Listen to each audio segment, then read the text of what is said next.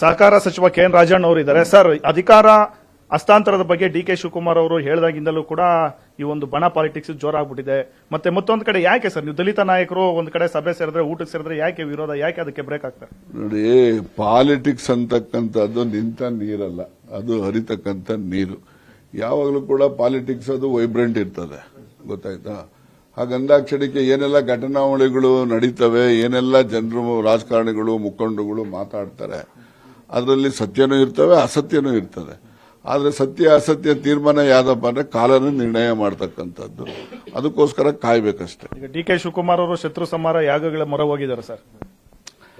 ನೋಡಿ, ಒಬ್ಬೊಬ್ಬರು ಒಂದೊಂದ್ರಲ್ಲಿ ನಂಬಿಕೆ ಇರ್ತದೆ, ಅವರು ನಂಬಿಕೆ ಅಂತ ಅವರು ನಡ್ಕೊಳ್ತಾರೆ. ಕೆಲವರು ಆ ನಂಬಿಕೆಯಂತೆ ಕೆಲವರಿಗೆ ಅನುಕೂಲಗಳು ಆಗ್ತವೆ, ಕೆಲವರಿಗೆ ಅನಾನುಕೂಲನೂ ಆಗ್ತದೆ. ಅದು ಅವ್ರ ನಂಬಿಕೆ, ಅದು ಅವ್ರು ನಂಬಿರೋದನ್ನ ನಾವು ಬೇಡ ಅಂತ ಹೇಳಕ್ ನಮ್ಗೇನು ಅಧಿಕಾರ ಇದೆ?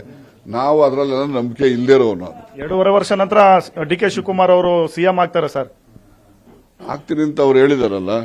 ಸಿದ್ದರಾಮಯ್ಯನವರು 5 ವರ್ಷ ಕಂಟಿನ್ಯೂ ಆಗ್ತೀನಿ ಅಂತ ಇವರು ಹೇಳವ್ರೆ. ಅವರು 2.5 ವರ್ಷ ಆದ್ಮೇಲೆ ಕಾಲ ಬರಲಿ ನನಗೆ ಅಧಿಕಾರ ಸಿಗುತ್ತೆ ಅಂತ ಅವರು ಎಕ್ಸ್ಪ್ರೆಸ್ ಮಾಡಿದ್ದಾರೆ.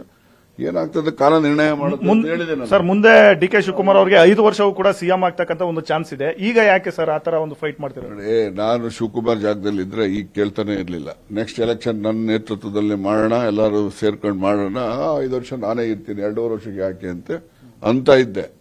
ಅವರು 2 ವರ್ಷಕ್ಕೆ ಹೈಕಮಾಂಡ್ ಅವ್ರು ಹೇಳಿದಾರೆ ನನಗೆ, ನಾನು ಆಗ್ತೀನಿ ಅಂತ ಹೇಳಿದಾರೆ. ಆಗ್ಲಿ, ಅದಕ್ಕೆ ನಮ್ದೇನು ಅಡ್ಡಿ ಇಲ್ವಲ್ಲ. ನೆಕ್ಸ್ಟ್ 5 ವರ್ಷ ಆಗಿ ಅಂತ ನೀವು ಸಲಹೆ ಕೊಡ್ತೀರಾ ಸರ್ ಡಿ.ಕೆ. ಶಿವಕುಮಾರ್? ನಾನು ಅವ್ರ ಜಾಗದಲ್ಲಿದ್ರೆ ಆ ತರ ಯೋಚನೆ ಮಾಡ್ತಾ ಇದ್ದೆ. ಓಕೆ. ಸೊ ಇದು ಕೆಎನ್ ರಾಜಣ್ಣ ಅವ್ರ ಮಾತು. ಕ್ಯಾಮರಾ ಪರ್ಸನ್ ಧನರಾಜ್ ಜೊತೆ ಆನಂದ್ ಗುಡಿ, ಪವರ್ ಟಿವಿ.